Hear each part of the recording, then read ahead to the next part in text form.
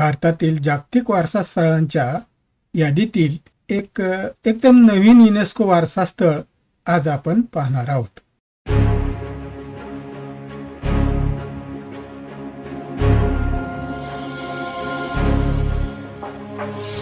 नमस्कार, मी आहे भागुजी बुरुड. प्रियाची पायपीट चॅनलमध्ये तुमचे स्वागत आहे. आपण पाहणार आहोत मराठा लष्करी संरक्षण प्रणालीमधील 12 किल्ल्यांचा समूह. चला तर व्हिडिओला सुरुवात करूया. जुलै 2025 मध्ये भारतासाठी एक अत्यंत ऐतिहासिक आणि अभिमानास्पद क्षण घडला. मराठा लष्करी भूप्रदेश, मराठा मिलिटरी लँडस्केप या नावाने ओळखल्या जाणाऱ्या 12 किल्ल्यांच्या समूहाला युनेस्को जागतिक वारसा स्थळाचा दर्जा मिळाला. त्यात महाराष्ट्रातील 11 किल्ले आणि तामिळनाडूमधील प्रसिद्ध जिंजी किल्ला यांचा समावेश आहे. मात्र हे सहज मिळालेलं नव्हतं. उलट अंतिम निर्णयाच्या अगदी काही दिवस आधी हे नामांकन जवळजवळ रद्द होण्याच्या मार्गावर होतं. या किल्ल्यांचं वैशिष्ट्य म्हणजे ते फक्त स्वतंत्र वास्तू नसून 17व्या ते 19व्या शतकात विकसित झालेल्या एका एकात्मिक लष्करी संरक्षण प्रणालीचा भाग आहेत. छत्रपती शिवाजी महाराजांनी या प्रणालीचा पाया घातला आणि पुढे पेशव्यांच्या काळात तिचा विस्तार झाला. सह्याद्रीचे डोंगर, कोकणचा समुद्र किनारा, दख्खनचे पठार आणि पूर्व घाट अशा विविध भूप्रदेशांमध्ये पसरलेलं हे किल्ल्यांचं जाळं म्हणजे एक विकेंद्रित पण अत्यंत प्रभावी युद्धनीती होती. डोंगरी, सागरी आणि किनारी किल्ल्यांनी मिळून जवळजवळ अभेद्य सुरक्षा व्यवस्था निर्माण केली होती. या जागतिक मान्यतेचा प्रवास 2021 मध्ये संभाव्य यादीत समावेश करून सुरू झाला. जानेवारी 2024 मध्ये भारताने अधिकृत नामांकन सादर केले आणि त्यानंतर ऑक्टोबरमध्ये युनेस्कोची पाहणी झाली. मात्र निर्णायक क्षणी युनेस्कोची सल्लागार संस्था ICOMOS-ने मोठा आक्षेप नोंदवला की इतके भौगोलिकदृष्ट्या विखुरलेले किल्ले खरंच एका संरक्षण प्रणालीचा भाग होते याचा पुरावा अपुरा आहे असं मत मांडलं व नामांकन स्थगित करण्याची शिफारस केली. हा भारतासाठी मोठा धक्का होता.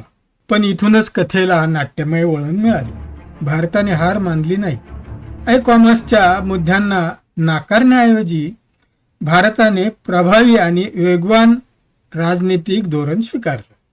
आंतरराष्ट्रीय प्रतिनिधींना या किल्ल्यांचं उत्कृष्ट सार्वत्रिक मूल्य म्हणजेच आउटस्टँडिंग युनिव्हर्सल व्हॅल्यू समजावून सांगितली.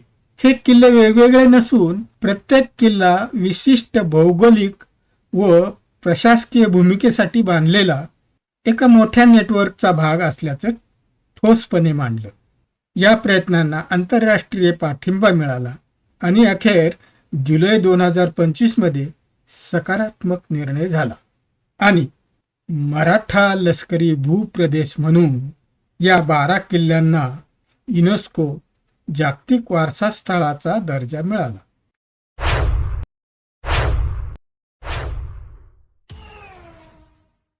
हा विजय भारताच्या सांस्कृतिक राजनैतिक समतेचा मोठा पुरावा आहे. हेच 12 किल्ले कसे महत्वाचे आणि एक संघ प्रणालीचा भाग आहेत, तसेच या किल्ल्यांचा पाया कोणी रचला हे आपण पाहूया. साम्राज्य केवळ तलवारीच्या जोरावर उभी राहतात असे नाही.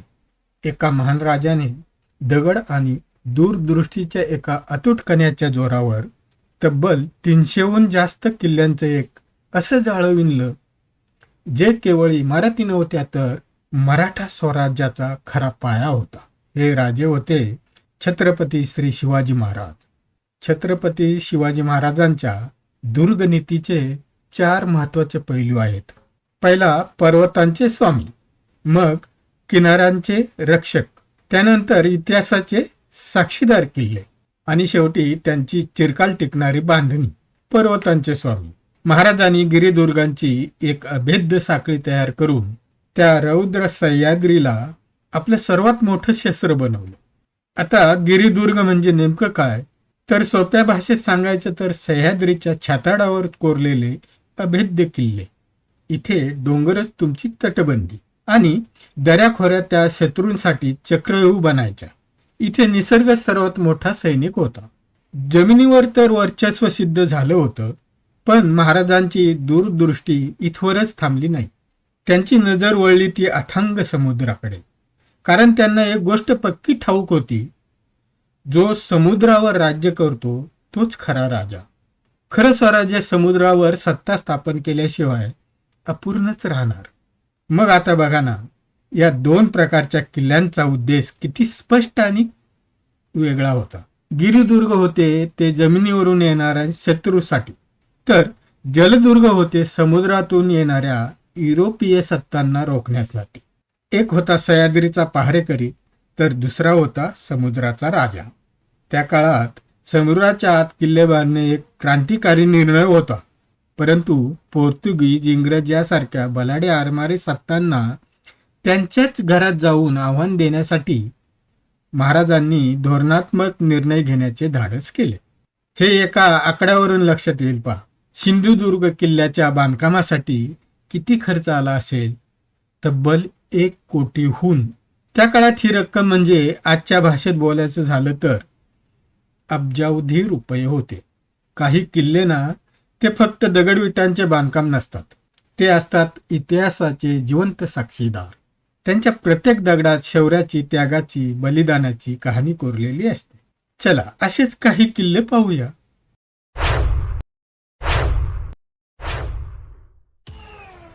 गोष्ट आहे पन्हाळगडाची.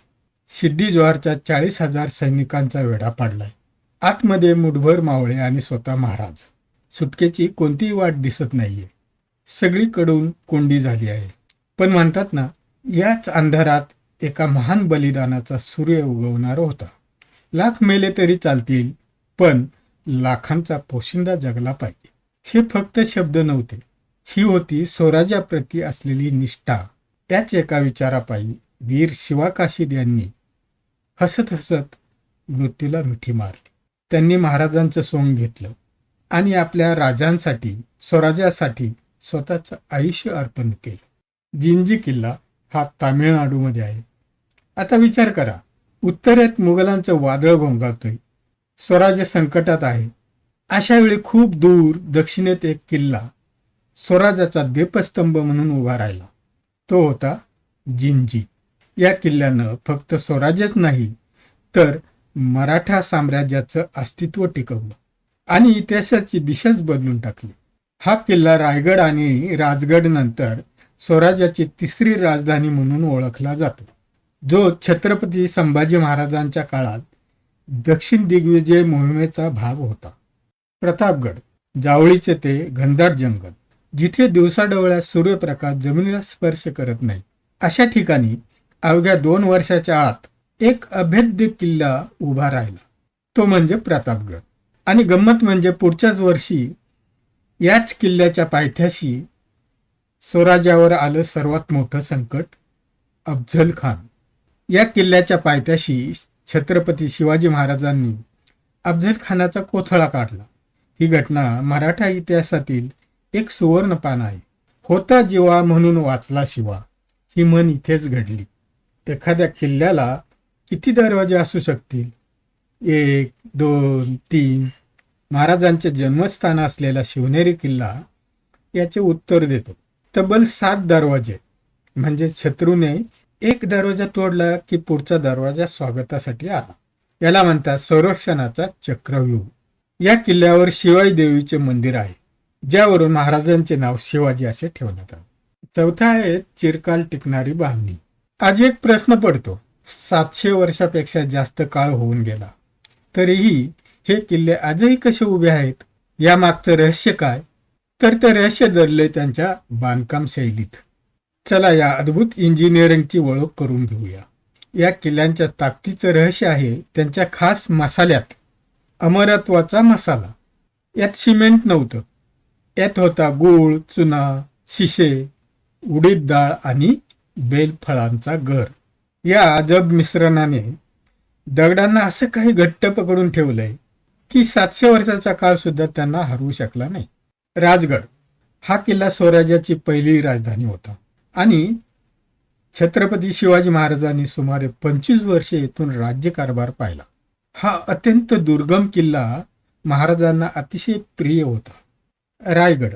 राजगडानंतर ही स्वराज्याची राजधानी बनली. या किल्ल्यावर महाराजांचा राज्याभिषेक झाला, ज्यामुळे याला विशेष महत्व आहे. महादरवाजा, नगारखाना, बाजारपेठ, टकमक टोक, हिरकणी बुरुज ही प्रमुख ठिकाणे आहेत.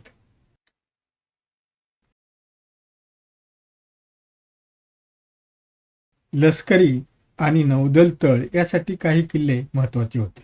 खांदेरी दुर्ग. मुंबईजवळ इंग्रज आणि सिद्धी यांच्या नौदलाच्या छाताडावर हा जलदुर्ग उभारण्यात आला. या किल्ल्याने मराठ्यांच्या नौदल सामर्थ्याची प्रचिती दिली आणि रसद पुरवठ्यासाठी महत्वाची भूमिका बजावली. सिंधुदुर्ग, सुवर्णदुर्ग आणि विजयदुर्ग हे जलदुर्ग कोकण किनारपट्टीचे रक्षण करण्यासाठी आणि पोर्तुगीज, इंग्रज यासारख्या परकीय सत्तांवर नियंत्रण ठेवण्यासाठी बांधलेले होते. सिंधुदुर्ग हे आरमाराचे आद्यस्थान मानले जाते. 48 एकर परिसरात विस्तारलेला आतमध्ये गोड्या पाण्याच्या विहिरी आहेत. विजयदुर्ग तिहेरी तटबंदी असलेला मजबूत जलदुर्ग. देवगड तालुक्यात वाघोटन नदीच्या मुखाशी समुद्रकिनारी वसलेला एक ऐतिहासिक जलदुर्ग, जो त्याच्या मजबूत तटबंदी आणि मराठ्याच्या आरमाराचे प्रमुख केंद्र म्हणून ओळखला जातो. सुवर्णदुर्ग हा किल्ला रत्नागिरी जिल्ह्यातील दापोली तालुक्यातील हर्णे बंदराजवळ अरबी समुद्रातील एका बेटावर आहे, जो एक प्रसिद्ध जलदुर्ग असून तो छत्रपती शिवाजी महाराजांनी बांधला होता. मराठा आरमारासाठी महत्वाचा होता. या किल्ल्यावर जाण्यासाठी हर्णे बंदरातून बोटीची सोय उपलब्ध आहे. लोहगड किल्ला. लोणावळा येथे असलेला लोखंडासारखा मजबूत किल्ला. सुरतेच्या लुटीतील खजिना येथील लक्ष्मी कोठीत ठेवला होता. विंचूकाटा हे येथील प्रमुख आकर्षण आहे. साल्हेर किल्ला. नाशिक येथे असलेला महाराष्ट्रातील सर्वात उंच किल्ला. मराठे आणि मुघल यांच्यात झालेल्या लढाईसाठी प्रसिद्ध आहे. अशा प्रकारे आपण मराठ्यांचे ते 12 किल्ले पाहिले, ज्यांना नुकतेच युनेस्कोची जागतिक वारसा म्हणून मान्यता मिळालेली आहे. थोडक्यात काय तर हे किल्ले म्हणजे वेगवेगळे सुट्टे मोती नव्हते, तर ते एकाच भव्य माळेचे मणी होते. डोंगर, समुद्र आणि जमीन या तिन्ही ठिकाणी पसरलेला संरक्षणाचा, दळणवळणाचा आणि प्रशासनाचा मजबूतपणा होता. आज 700 वर्षानंतरही हे दगडांचे रक्षक ताठ मानेने उभे आहेत. हे आपल्याला काय सांगतात? ते सांगतात की दूरदृष्टी, अचूक रणनीती आणि कधीही हार न मानणारी इच्छाशक्ती असेल तर कोणतेही संकट परतवून लावता येते.